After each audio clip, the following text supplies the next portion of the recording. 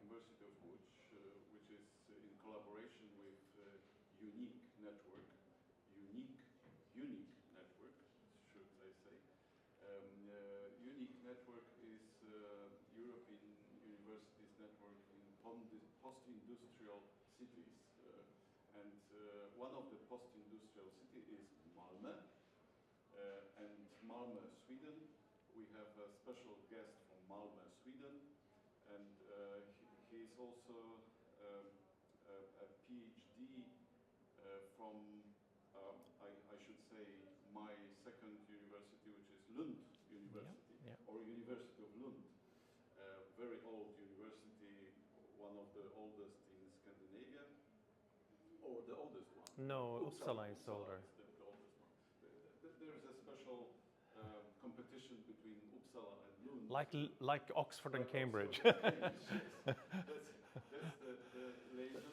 And I think I have a great pleasure to have one of the biggest professor of Moominology and children literature in the world. And he has written many books, and I counted several hundreds of articles and editions.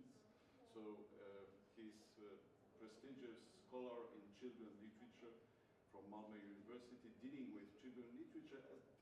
Quite recently, also, he returned to his PhD interest in Jabberwocky and nonsense lyric, which is quite interesting as well. It's quite difficult to translate Jabberwocky into other languages than English, but it used to be translated many times into Polish, and it was quite interesting.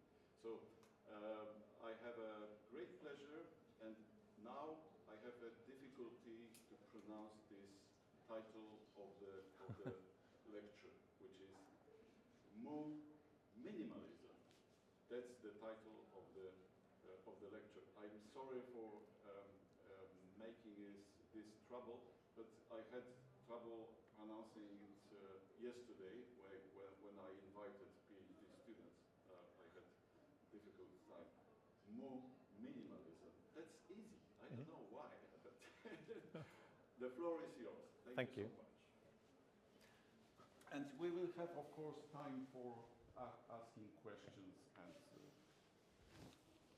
Thank you very much, Derek. I'm very excited to be here in Łódź, and first time for me here. I've been to Poland a couple of times before, but this is the first time I come and visit your city and your university.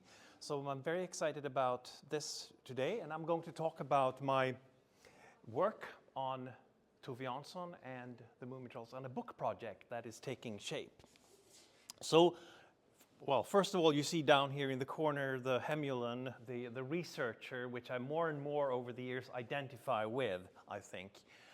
There is that fantastic thing about Tove Jansson's characters that you can see different aspects of your own character, I think, in these creatures that she has created. Here's a picture of me, an actual picture of me when I'm reading the comic strip when I'm maybe a couple, 5-6 years or something like that. And here are some of the publications that I have made, some in Swedish, some in English. I've been writing my first serious attempt at working with Tove Jansson's material was on maps. I have been very interested in literary maps, both in Tolkien and others, but of course, for anyone who has read the Moomin books, the maps, of course, are extremely interesting to look at. I've also looked at her illustrations for The Hobbit and also comics, which I think it's an under-researched area. It was, after all, the comic strips that made her international fame. But most attention among scholars have been on her novels. And I returned to the aesthetics of Tove Jansson's illustrations and fantasy. in a study. I mentioned this study before, the transmedia book that I was co-editing with Anna Kershi.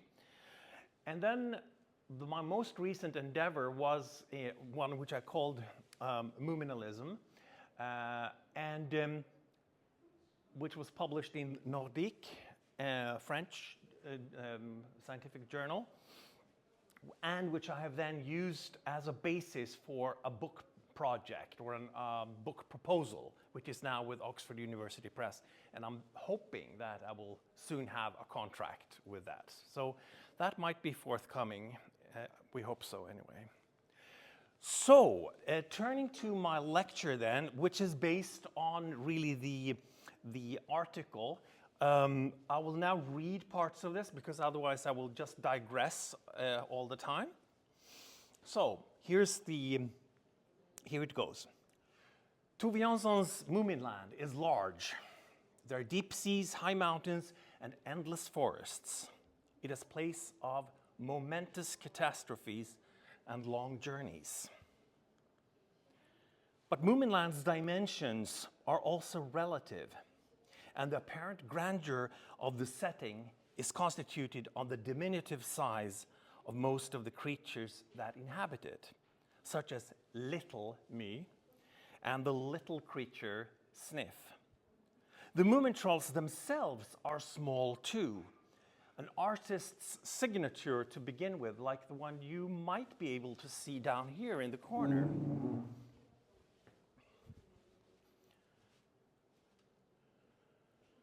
In fact, size matters in Moominland and is indicated throughout the Moomin narratives in various ways. In this presentation, I will analyze and discuss a few of these examples and of Jansson's art of the miniature, or Moominalism, to use a Jansson-related neologism. The main aim, however, is to show that Jansson's predilection for the small, the diminutive, out small-scale world building. Moomin Valley itself comes across as a miniature reimagining of her grandfather's island paradise, as described in the first chapter of the autobiographical Sculptor's Daughter, and is at the center of this minimizing project. The maps of Moomin Valley, as well as her comic strips, and use of vignettes, elaborate initial letters, dollhouses, all of these represent condensations or points of entry to her created world. We also witness how Jansson's created characters in turn themselves engage in acts and make use of things that relate in different ways to the aesthetics of the miniature. Moomin Mama's bark boat, for instance, in Moomin Summer Madness. Moomin Papa's crystal ball, both in Moomin Papa at Sea and also mentioned in the last book, the November book. The lighthouse model, Philly Jonk's shadow play, the Hemulin's magnifying glass, which I showed on the first slide, and so on. Theoretically, the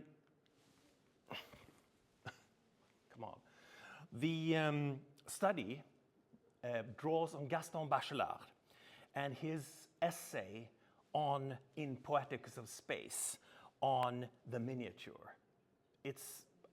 So I'm not drawing on his entire book, but rather one specific chapter, which I found very, very interesting when I read that and saw the connections to Tove Jansson's work.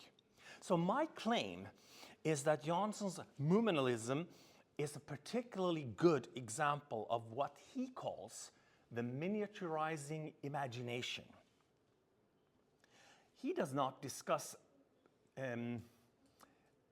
children's literature per se, but as Lisa Sainsbury has shown in a book called it's not here, but it's called Ethics in British Children's Literature, Bachelard's theoretical framework provides a very good fit to children's literature in general, from fairy tales such as,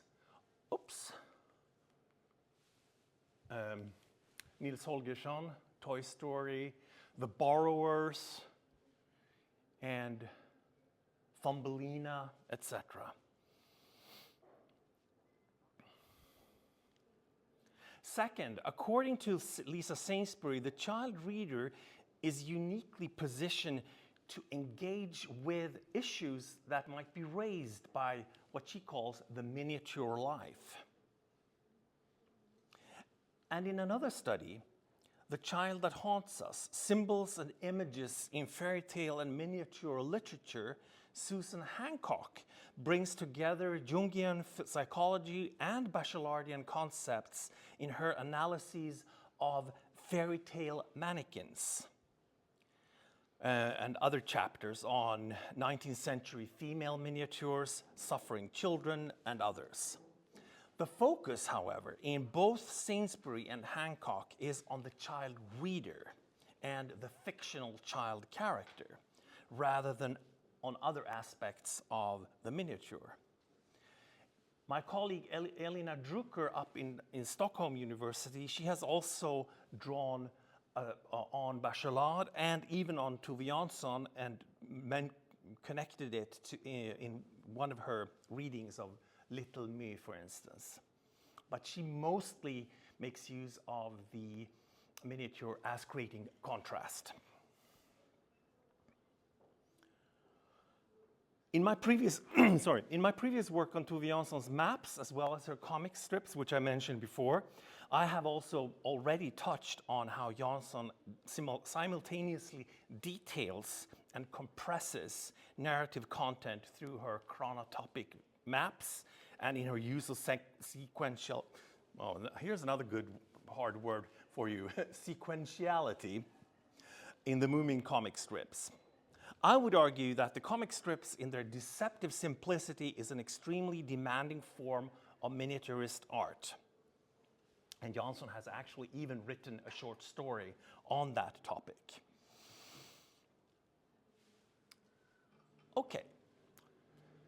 What I find very useful with this whole idea of Moominalism is that it can apply both to her work and to her life.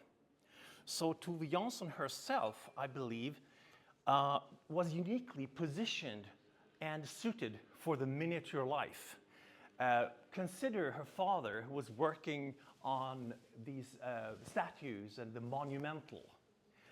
And then on the other hand, her mother, who was an illustrator, but also made stamps for the Finnish postal service over several decades. And of course, the mother here was the breadwinner for how often do you really get a big commission on a statue. So it was the regular work of Ham, as she was called, to make the book illustrations and stamps to pull in money to the family. But my point here is, of course, also that both her parents were working in art, and they were constantly grappling with the idea of the miniature and the magnificent, maybe one could say.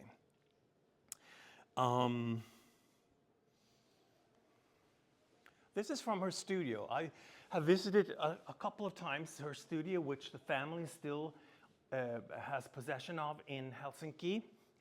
And I was struck by the presence of so many mementos, souvenirs, small significant objects that can be found in her apartment and her studio. And you know, like this lighthouse model here, the conch shell, and so on. Let's see if I got them in the right order here. And one could, of course, we can have a look at this one here. This is also from her studio. And some of these are among the very earliest models of her when she crafted models. And actually, some of these have been crafted by her, and some by Tuulikki Pietilä, her life partner, and maybe even by her brother Lars. I'm not sure, but not all of them have been made by Tove Jansson. The one to the right, however, is actually by her. Can anyone here recognize or guess who that is in the Moominverse? It's a difficult one, and it's also something that really struck my. I was there, and I was guided by Tove Jansson's niece, and I asked, so who is that? That's from the Invisible Child, Ninny. And if you remember that story, she is invisible, and then she gradually gets her body back, but she doesn't get her head back until the very, very last picture, when she has bitten Moomin Papa's tail. But I find it so interesting that when she represents Ninny as a doll, it's her face, it's her head that she shows. She does, which kind of starts at the other end. The face, the head, is what she manifests.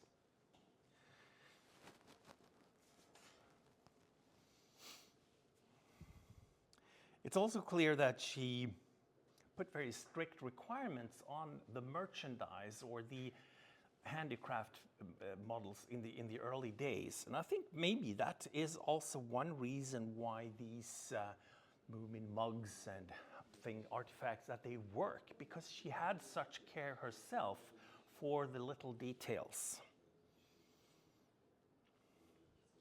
And if we go back to this picture here, we see her also looking at the first commercially made dolls. This is on the cover of Boel Westin's book, which I believe actually is accessible in Polish, right? Yeah, this book. It will be published in July. Ah, okay. Anyway, this the thief or the crook in the Moomin house is also an aspect of this, that she made this house herself, and together with Tuulikki Pietilä, her brother Per-Olof Jansson did the photography, and I take that as another example of miniaturist art. And that it is not restricted to words and pictures, but also to artifacts, to things. In almost every aspect of Tove Jansson's work and life, there is the miniaturist in action. And one can add here too that the dollhouse, the making of dollhouses crops up in her writing as well. The miniature lighthouse in Moomin Papa at Sea, and the short story, The Dollhouse, in the collection Art in Nature. A story in which a dollhouse project becomes an all-consuming passion threatening to undermine the friendship between two partners. In Moomin Papa at Sea, the model lighthouse and the map of the valley, including the lighthouse island, serve as what Bachelard calls apple seeds of the imagination. I think it's a wonderful metaphor. Apple seeds of the imagination. These are objects that will take hold of your imagination. They will grow and they will become real. We can see this exemplified in the following quotation, that what starts as a description of a lighthouse and a lighthouse model gradually assumes more and more reality, indicated by the identification of Moomin Papa and Moomin Troll with the place. And notice also the use of present tense in the following quotation to show how they kind of slip into imagining it as real. So here's the quote. And it's Moomin Papa first talking. "Look at these iron clamps," he said. "They're buried in the rock. And this is how you climb up to the lighthouse. You have to be very careful if the weather is rough. Your boat is carried in toward the rock on the crest of a wave. Then you jump off, get a firm grip, and scramble up while the boat is flung back. When the next wave comes, you're safe. Then you fight your way against the wind, holding on to this railing. Then you open the door, but it's heavy. Now it slams behind you. You're inside the lighthouse. You can hear the roar of the sea in the distance through the thick walls.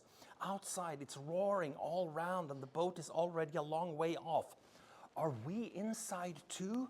Asked Moomin Troll. Of course, said Moomin Papa. You're right up here in the tower.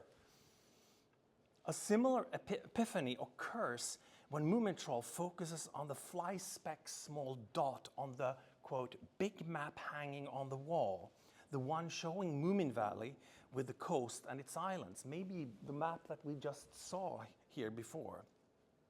Moomin Mama has just pointed it out to him, and he starts thinking about it. And here's the quote. And suddenly he saw the sea around the island begin to rise and fall. The island was itself green with red cliffs. It was the island he had seen in picture books, a desert island inhabited by pirates. Again, a miniature transforms into imagined reality. The world is big and dangerous in Jansson's Moominverse, and its inhabitants are small. Originally, and these are illustrations, well, not all of them, but some of them here, are from the first Moomin book, The Moomins and the Great Flood. On the first page of The Moomins and the Great Flood, when Moomin Troll is feeling anxious, his mother comforts him, saying, I hope we're so small that we won't be noticed if something dangerous should come along. In this first Moomin book, the trolls are only a few inches tall. A snake appears as a giant, and Moomin Mama is almost devoured by a sand lion. They ride on the back of a marabou stork. I think I have some more. You saw that picture before, I think. And they sail on a big round water lily leaf. And they are able to light their way with big glowing flowers. The Moomin Trolls may be small, but in relation to the little creature, Sniff, here, they are actually a bit larger. And he's too small in the first book to even have a name. And then in the second book, he returns slightly bigger and with a name. It's kind of a similar theme to that of Snufkin and the little creep in Tales from Moomin Valley. Here's the little creep who doesn't have a name, but Snufkin names him Titi Wu, and that changes his life. His personality and his attitude changes significantly. The contrast between the big and threatening world and the smallness of all living things is borne out in another short story from Tales from Moomin Valley. Here is the Fillyjonk in The Fillyjonk Who Believed in Disasters, and this is what she's saying. Dear Gafsy, believe me, we are so very small and insignificant, and so are our tea cakes and carpets and all those things, you know, and still they're so important, but always they're threatened by mercilessness. The Fillyjonk may be small and insignificant, yet it is interesting that she names the small things that we surround us with and call them important. Maybe it's because she is a Fillyjonk, but there's more to it than that, I believe. Jansson recognizes that it is by naming and identifying all these little things in our lives that we build imaginatively our world. Things and details can clutter our lives and imaginings. That is the Fillyjonk streak in all of us. And we need to be able to let go, like Snufkin. To let go of the things that bind us and grow out of hand. But the small things are important too. Like we saw from the pictures from Tove Jansson's own home and studio, those mementos and souvenirs are important.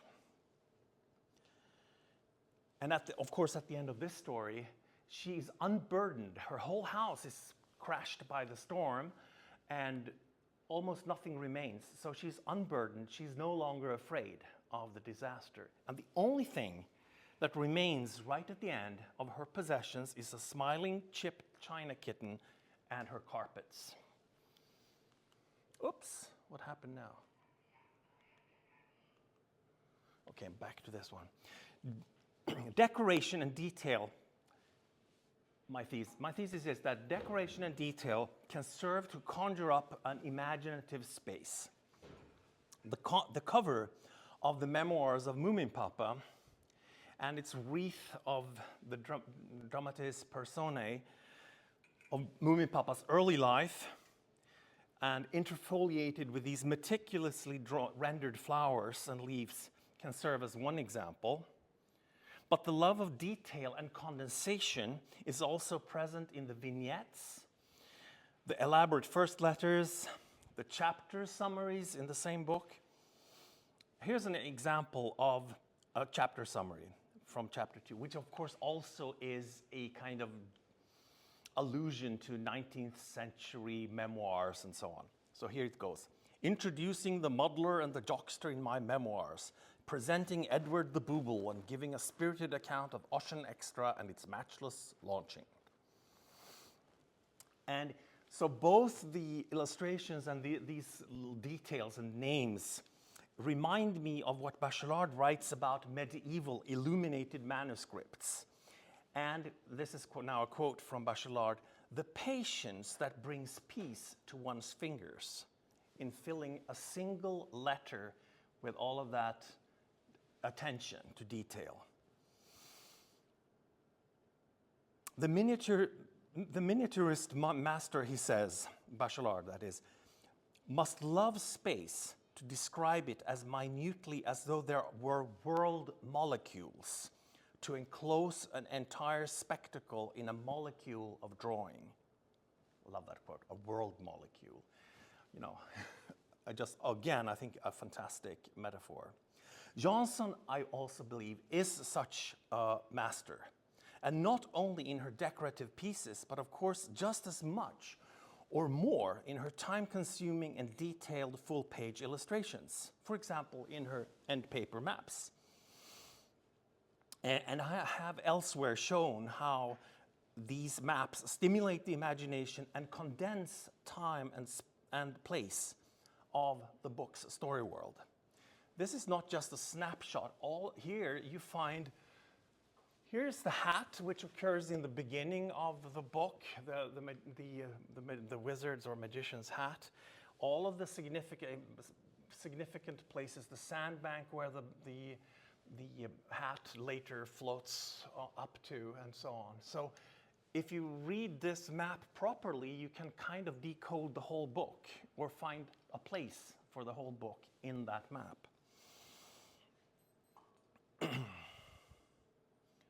Another way of expressing it is to say that these maps display a love of space and spectacle and are made up entirely of world molecules.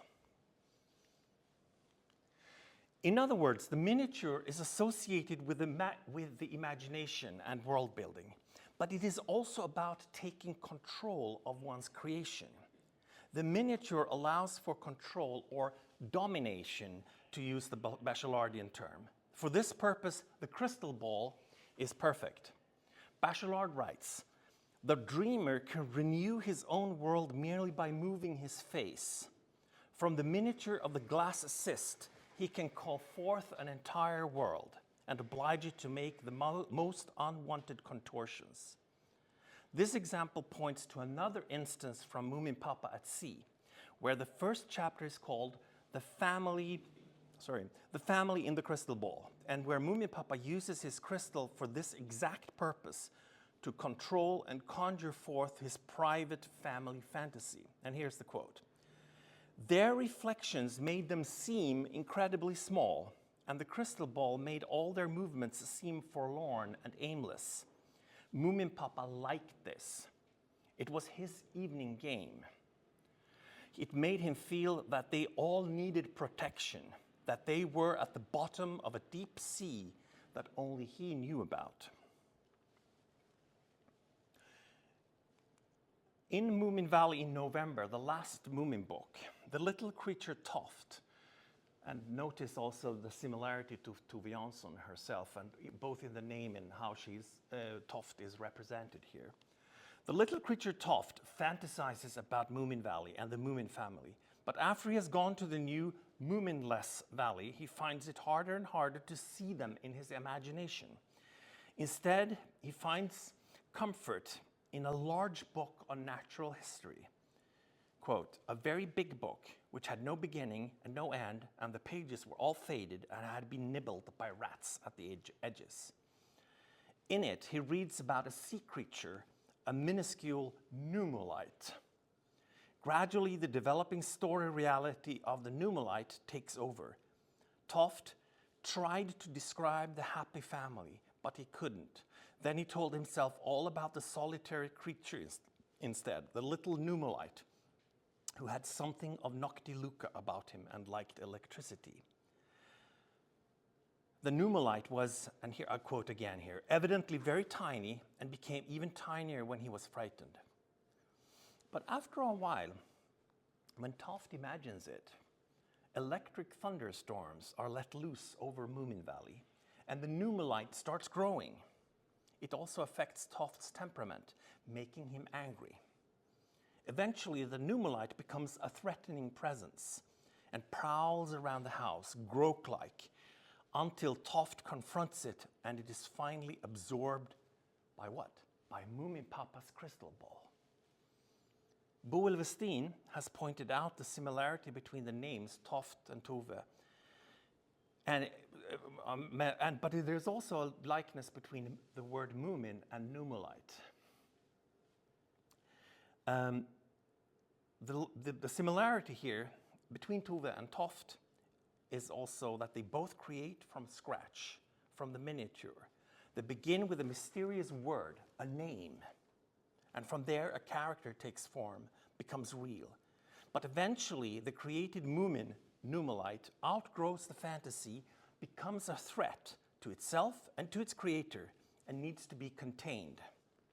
Tove uses the crystal ball, a device made for showing and minimizing, to help the pneumolite and himself. And here's the quote. It's no good, said Tove. We can't hit back.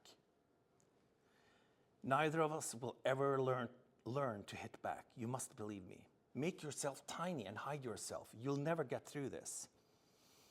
And suddenly the crystal ball became overshadowed. A dizzy vortex opened in the heavy blue swell and then closed itself again. The creature of the protozoa group had made itself tiny and returned to its proper element. Moomin Papa's crystal ball, which gathered everything and took care of everything, had opened up for the bewildered pneumolite. So if the crystal ball is a metaphor or symbol for the creative faculty, out of whose depths the merest flicker can grow and be transformed into an entire world, peopled by wonderful creatures, it is at the same time a container and refuge for those fictional realities which otherwise may grow too large and can threaten the well-being of its creator. But if Tove can use the crystal ball for this purpose, Tove Jansson uses her art, Moomin Valley in November, as such a crystal ball. For Jansson and for us, the Moomins disappear into its blue swell, containing them, helping them hide. We see Moomin Valley, we see refractions of the family, but eventually the book gathers them up and takes care of everything. So that could have been the end of this lecture, but I want to give another example. So finally, let us turn to Moomin Mama as a miniaturist, because now I've talked about how Tove Jansson uses the idea of the miniature and so on. But it's also true that in very many of these examples, the characters themselves engage with miniature art. What comes to mind first, perhaps, is her Moomin Valley fresco in Moomin Papa at Sea, the one where she enters the painting at one point and disappears. But I would actually like to bring up another example as well. In the first chapter of Moomin Summer Madness, Moomin Mama is making a model bark boat, a schooner. In a foreshadowing of what is to come, a big black flake of soot lands amidships on the deck of the schooner, interrupting Moomin Mama's work. She rises and goes to Moomin Troll. He has been lying by a pond all the time. He knows that she's making a bark boat for him and wonders if it will come with a dinghy so small that you hardly dare take it in your paw. It is an exquisite model ship, but Moomin Mama has forgotten to make the dinghy. However, it balanced beautifully over its own reflection and started away in the port tack as if manned by old salts. Thus, the miniature ship is already imbued with potential. And in the very last chapter, the ship is miraculously found again after the tsunami. The backstay had gotten entangled in a bush, but it was undamaged. Even the little hatch was in its place over the hold. In a sense, the lucky fate of the seaworthy bark replicates that of the Moomin Trolls through their adventure. It was as if nothing had ever happened and as if no danger could ever threaten them again. Yet something, adventure, has happened. And Moomin Mama, in a final act, perfects the ship and the story by giving Moomin Troll the missing dinghy right at the end. It is as if the entire story has been played out to arrive at this point, where the model schooner and its dinghy can sail away immaculate. And there, I think I'll close there. I have some more slides I can show you later, but that's my presentation for today. Thank you.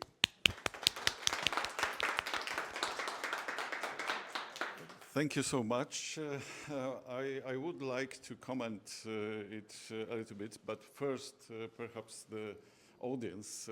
I have a second microphone here, so if you would like to ask about something, and I would take the privilege of being a host here, and I would like to comment about two things, which, if you allow me. Of course. First, I would like to say that this idea of miniature and relationship to the problem of medieval illuminations, this makes me to ask if you would like to connect it with any spiritual exercises, because of course miniature or illumination in medieval time, that was connected very often to satire, to some kind of humor or sense of humor, but it was also, you know, ora et labora, which means work. And you know Tove Jansson's motto, right? Yes, Ora laugh and Ora work. et amore. Ora et labore. That was her ex libris slogan. So that's fantastic. I think link to this medieval part. And so I would like to ask you to what extent we can treat it as a kind of spiritual exercise, because on the one hand, we have these wonderful pieces connected with some kind of archetypes, like mirror in the center, you know, this ball, which is also about mirrors, right? So this is archetypical in a way. But on the other hand, I encountered quite recently that she was accused at the beginning of her career as a painter that she's just a decorator. You know, that's accusation from the man's word against woman who was so dare to paint, murals to paint, and had commissions to paint a lot of things in Helsinki. So that's my one question, I think. Yeah, I think decoration is undervalued. And I think for her, you ask if there is a spiritual dimension. I'm not sure about that, but it certainly was for her meaning making, and it was an act of creation. And I mean, she often refers to her work, I forget the exact term, but how that she put in so much time and energy on making her pictures. It could either be that she was working, that her work process was very arduous, but it could also be that she made, in her later work especially, made maybe 20, 30 different versions of the same picture. And you can see them if you go to the archive, on the Moomin Characters archive, you can see, you know, sheet after sheet of, you know, just a little picture like that, where, you know, she's just changed something a little to get it exactly right, to get it, you know, perfect. So for her, I think she wouldn't use the word spiritual, I don't think, but she would definitely commit to the work, the labore, and she would commit to creativity. And I think that's why her pictures live, and her stories, and her words too, that you can take them out, you can take the signature, you can take the boat, and it is, like Bachelard said, they become apple seeds of the imagination because they're so good. There is so much care in each detail that you can spin a whole story out of them. A bit like Tove does with the Numalite. He takes a few words and a name that sounds interesting and spins it into a story. And I wish that, you know, that kind of faculty would be something that we all could have a little bit more of. But then what I find super interesting is also that it threatens her. The creative impulse, the work, overwhelms her. That's why you need to contain it. You know, you need to control it somehow. And that's what Bachelard talks about, domination, which sounds very negative.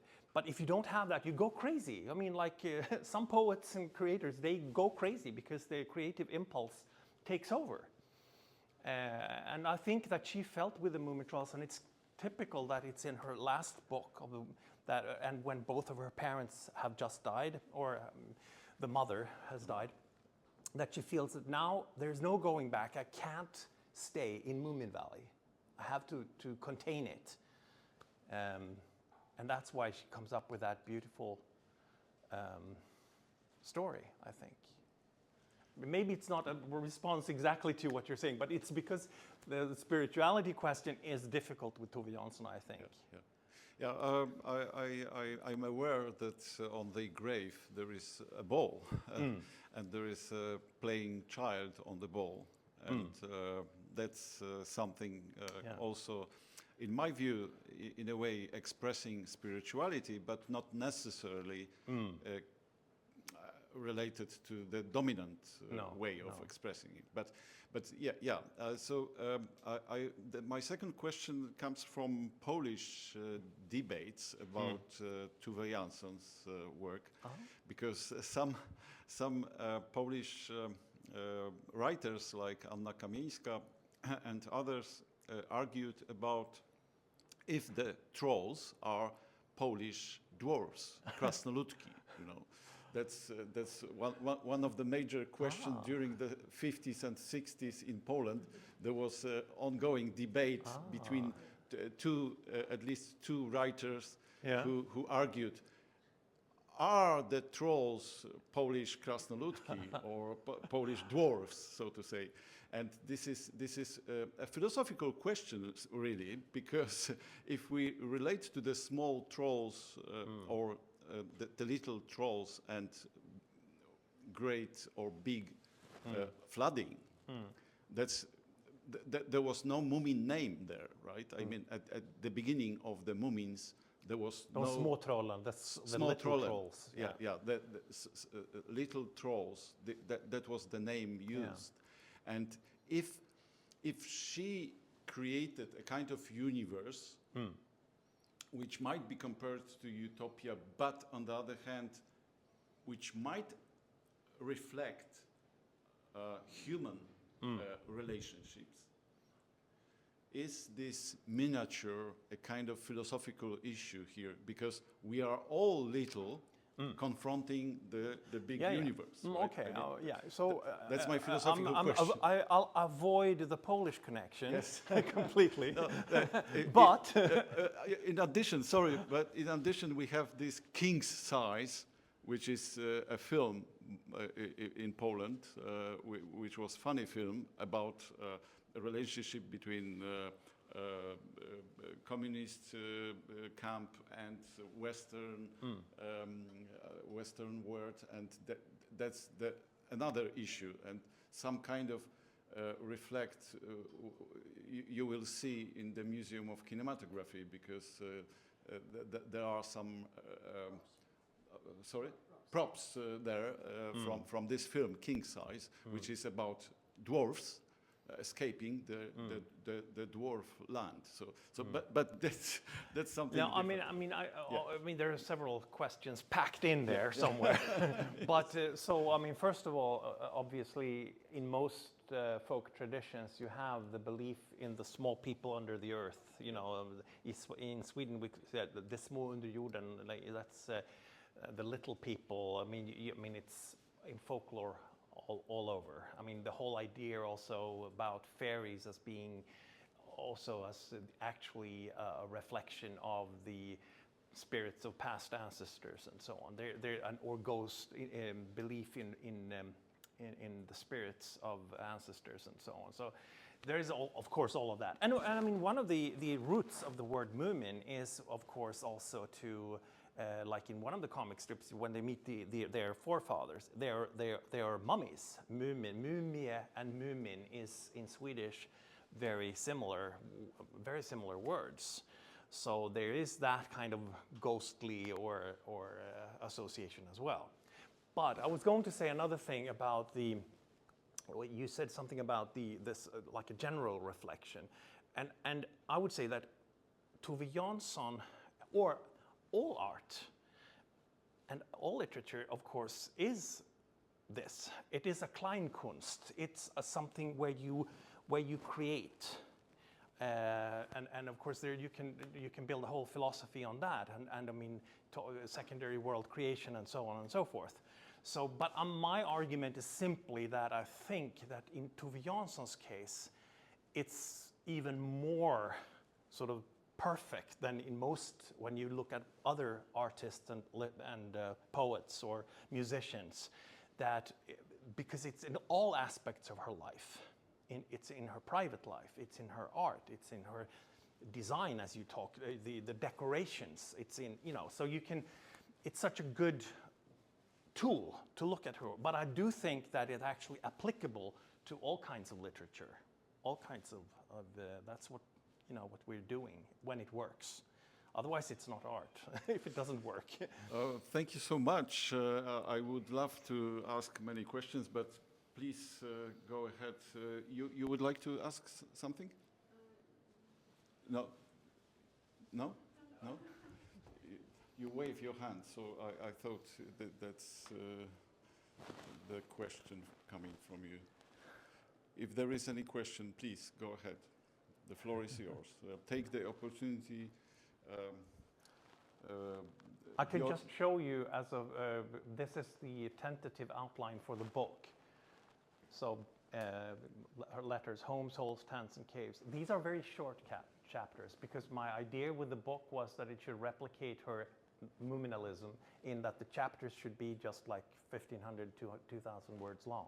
The picture books, maps, and movies, comics, sketches, mock-ups, synopses and revisions, details and decoration, microscopes and telescopes, so mugs and merch.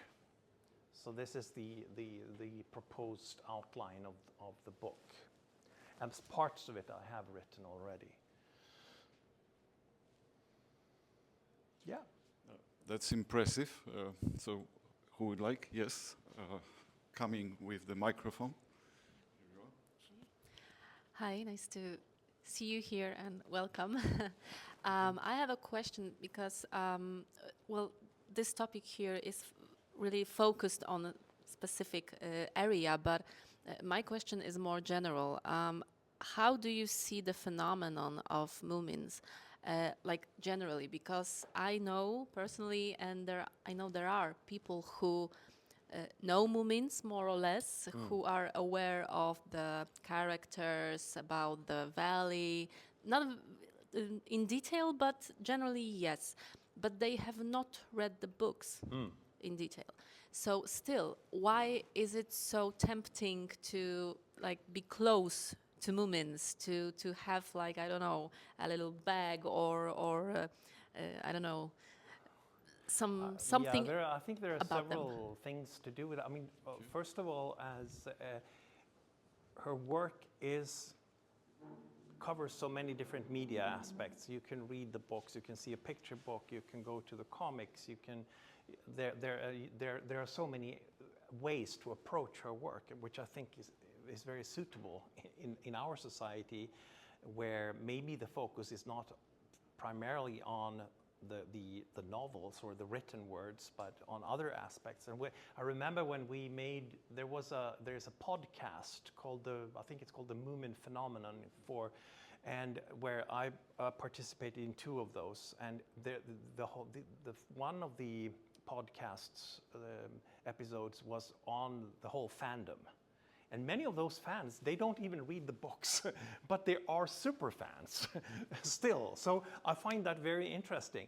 But so one thing is the transmediation, the transmedia aspect, that you can approach it from so many points of view. And you also have the fandom aspect, which becomes very important. But then, of course, you also have, I think, that Tove Jansson, what should one say? The message or the ethos of the Moomin family, the Moomin universe, is very much a permissive, inclusive society that is portrayed, and which has very many positive connotations to people, I think. You can be yourself. You can have all of these different aspects. One thing that I first thought about when it was a German Moominologist who talked about that is that, which made me aware, for instance, of the adult-child relationship. Because the adults can be just as childish as the younger ones in that. So, but there's still respect. So it got me to think that it's the intergenerational aspect is very interesting too, because it is not built on authority, it's built on respect. So it's a different image of, for instance, of intergenerational relations. It's also this that if you have a friend coming, can we adopt this person into the house? Yes, of course we can. It's very permissive, it's very open to do that. And I think that's a message that resonates with a lot of people. There is another aspect which, if I compare it with Astrid Lindgren, for instance, I've worked a lot on Astrid Lindgren as well. I think that we see now that Astrid Lindgren used to be much more popular abroad than Tove Jansson, but now it's Tove Jansson is more popular. I remember too that as a child I actually preferred Tove Jansson, although most other children preferred Astrid Lindgren. I think there is a difference there, and that is that Astrid Lindgren often portrays a rural or more tradition. Even if you have characters like Pippi Longstocking, it's still more traditional in a way, and it represents. Whereas Tove Jansson represents, actually, if we think of her background as a rather privileged Finland-Swedish artist, and belonging to that rather privileged group, it's a subculture within Finland, but rather privileged, and it's a middle class. It's a bohemian bourgeois society, which is, I think, more in line with the individualistic culture that we are living in today. So I think Tove Jansson is more in line with more people today than in 1945 when the first Moomin book came, when it maybe resonated more with a certain clique of people in Scandinavia. That's a speculation, but it's, I've been thinking a lot about it, why. Then of course you have the whole transmedia aspect too, so I don't know, but it's something worth thinking about. Why does it resonate? Maybe we all are more individualistic. Maybe we all have more. Also think of ourselves as being individuals or belonging to subgroups like they do, but all in an inclusive society. That's Moomin Valley for you. Yeah. That's very interesting, and that's really something to think, Yeah. think about. I just thought of the first thing that, okay, it became like an element of pop culture. Mm. Again, that's available everywhere. And the other thing that came to my mind was that, okay, if we are in this pop culture, does it mean that it's real? Because for me personally, there was a time, I didn't think about it lately, you are deeply in a story when you know it. From beginning till the end, you see the little small things that make the difference. So isn't it fake that people call themselves fans of Moomins? No, I wouldn't say that. You can take Okay, out- so just no. everyone takes what they need from the phenomenon. Yeah, I think so. Okay. Yeah, everyone can't be a complete nerd like myself. This is an example of both the miniature and the complete nerdiness of this endeavor. So here is the first adult edition, only 500 copies of Sent in November, the last Moomin book. And when I finally laid my hands on it, I noticed that there was this little spot on it here, visible here. And I got so excited because of that little spot, just a little drop of ink. Because on the last page of Sent in November, Tove runs down to, he can't see the Moomin trolls yet, but far out he can see that the Moomin trolls are arrived because of the lanterns. So I thought, wow, she actually got it into the picture. So I wrote about that on Facebook, and Boel Westin said, I also have a first copy. There's no ink spot. So I ordered from libraries, to check, and the incredibly, because if you don't have the spot, this is my wild theory, then it's kind of, no, the Moomins is fiction, the Moomins they don't exist, blah, blah, blah. But here, with the ink spot, it becomes, wow, they are coming back. So, but the funny thing was, I ordered, this is from the University Library in Lund, I think, no spot. Here, several others had the spot. How, in 500 copies, how is it possible that what happened? And I even got them to, this is the original painting from Tampere University, no spot. And here, this is the last, of course, this is the last picture. There is nothing indicated that he can see anything here. So the mystery is still there. I shouldn't get all worked up like this for this little detail, but this is where research takes you on a wild goose hunt. That's the most fantastic story in this lecture, I think. It's wonderful, and I wonder, did Tove Jansson run down to the printing house, and when there were just a few copies left, or what? Yeah. That's very interesting. On the other hand, it's quite rare case of the author who kills the most important characters and never coming back. No, but I mean, I guess the whole idea of how one interprets this containment thing. I mean, the whole last book is about containing the Moomin trolls, but also, and showing that is important. Yeah. But does it open up right at the end, or does it just close it? That's what it's about. That's the mystery of spot. Of just one little spot. Yes.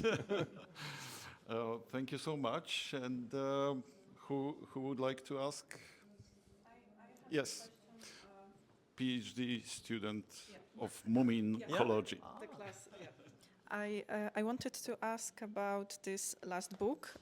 Was it like 100% sure she wanted to close this chapter, or because you've mentioned it's connected with the death of the parents, and because we obviously see the phenomena growing still. So was it some kind of plan of Tove to end her relation to the Moomins, even though obviously there was these animations created, Yeah. etc., etc. So if you could elaborate a little bit more Yeah, on I mean, I think it's a process that she was the victim of, in a way, of being so successful with the Moomin trolls, too successful maybe. So I mean, I know she hated when she was introduced when they had the annual art dinner with all artists in Helsinki or Finland, and she was introduced as the fairy tale lady or the Moomin lady or something like that. She just hated that because she was an artist. And of course, she also almost worked herself to death over the comic strip until her brother took over. She just wanted to leave that. And then I see it as a long farewell, or rather, maybe not a farewell, but more of an evolution towards writing for adults. I mean, the whole Moomin series goes from stories that work with really small children towards, I remember I was so into it even as a child, but the only book I did not understand as a small child was the November book, because it was too adult. Really, I couldn't. Where are the Moomins? Why aren't they here? You know, I was very. Now I find it the most compelling book and most carefully written book of all her books. So, you know, she evolved towards writing for adults, and if you look at all her novels and short stories, they are for adults. But if you think about the summer book, for instance, it's like a Moomin book, but it's real people. It's a grandmother and a granddaughter. But it could have been a filly jonk and a mimble or whatever. So, but she chose to do it more like realistic, more adult. So that was a process. But I do think, like Moomin Pappa at Sea was written after the death of her father. And it's already kind of a long farewell. And then you have this, and it feels like there's no coming back, because Moomin Mama represents the ultimate source of safety and security, as we know. And when she's gone, how can there be a Moomin Valley? You know. Then, I mean, but having said that, of course, then what's it called? Den Långa Resan, the last picture book, was published after this. And on the last page of heter den Långa Resan? Yeah, it was translated into Polish. Długa podróż, niebezpieczna podróż. Yeah. Dangerous So you go to the last spread. They come on a balloon, and they look into Moomin Valley. So, and that was actually published after this one. So maybe not a definite goodbye, but in the form of novels, yes. Yeah. Thank you, and once more, the floor is yours. If you allow me, just last question related to it, perhaps. If we think about development of Tove Jansson, because some people would argue that all the books are double addressee. Especially Professor Dymal-Trzebiatowska says that all of them are double addressee. But on the other hand, there is a very obvious development, like for instance, the last books like Moomin Pappa at Sea, or especially, of course, Sent in November, which is translated into Polish as Jesień w krainie muminków. W listopadzie. Jesień w listopadzie. So it's something which is, you know, very often in the translations into Polish, Moomins are on the foreground, because Moomins must be, you know, it's the same visible. in most languages. Right? Yeah. But she gave the titles without Moomins almost, like, you know, Midsummer Madness. Yeah. That's something, Well, if we translate it. In Swedish, it's. I mean, all the titles are without Moomin, I think, in Swedish. So. That's very interesting, because Midsummer Madness is very surrealistic. But in English, it's Moomin Summer Madness, I think. Yes. Midsummer Madness. No, Moomin Summer Madness in English, but Even in Swedish yeah, it's yeah, without. In Swedish it's without. Yeah. So it's if we translate it into Polish, szaleństwo świętojańskie.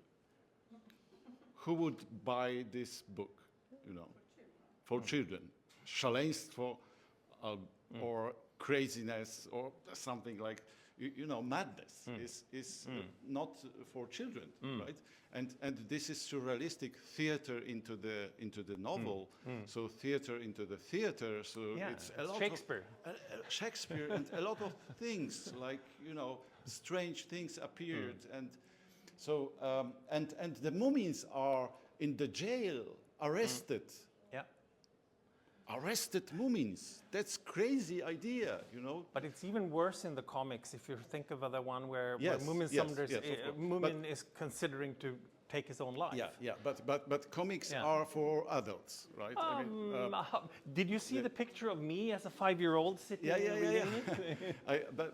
But they were produced for the newspapers, and newspapers were read mainly by adults, right? So this is different addressing. But what do you think about the development? Is it really growing something? Because as you said, the last book, which is 9th novel, is really for adults. It's very I think sad I would and say that the last novel is, but I would, for instance, argue that the comics are, even the ones with they have a double addressee. I would say definitely. Yeah. And I based that on my own experience. That I enjoyed the comics as a child. I did not enjoy the November book. But then, I mean, it's interesting to discuss, for instance, in the comic. The thing about the comics is that even when they treat very serious subjects, like being alone or not loved or wanting to kill yourself, it's done in a much more lighthearted way than in the novels, which are very, feel very, what should one say, somber or nostalgic, like Tales from Moomin Valley or all of these. But the comics have a much brighter, sort of urbane approach, I think. So for me, it lightened up the whole experience of the Moomin narratives, I think.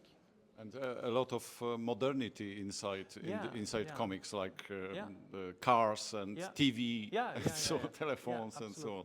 So it's a different place. It's a different, where it's like an overlapping, which makes you. I mean, talking about transmedia, if you have read both the comics and this and the picture books, it becomes a very nuanced, rich world, I think. Thank you so much once more. And the last question? No? Let's great clap once more for the. Thank you so much for the opportunity. Thank you. I have a present for you. Really? I have really grateful. I'm really grateful for the organizing this to the library people here. Thank you for the organizing, and you know it was quick time to organize. So I'm so glad that anyone showed up here. No, thank you for your presence. Thank you for all my students and or PhD candidates for visiting this place, and I hope you enjoyed this. And Björn is in here, I think, at home because Łódź is Moominland, because of the Museum of Kinematography and Semaphore. Semaphore produced 78 series, so pieces of Moomins, so that's a lot. And Tove Jansson was here in Łódź, so Björn is after her steps. Yeah. Thank you so much. You mentioned when I arrived here that I've also done work on. Next time I'll also talk about Lewis Carroll. But here's a book, and there is also Jabberwocky. yes, and here's also a chapter on the Polish, one of the Polish translations. So this is my latest book. So you. Thank you so much. Thank you.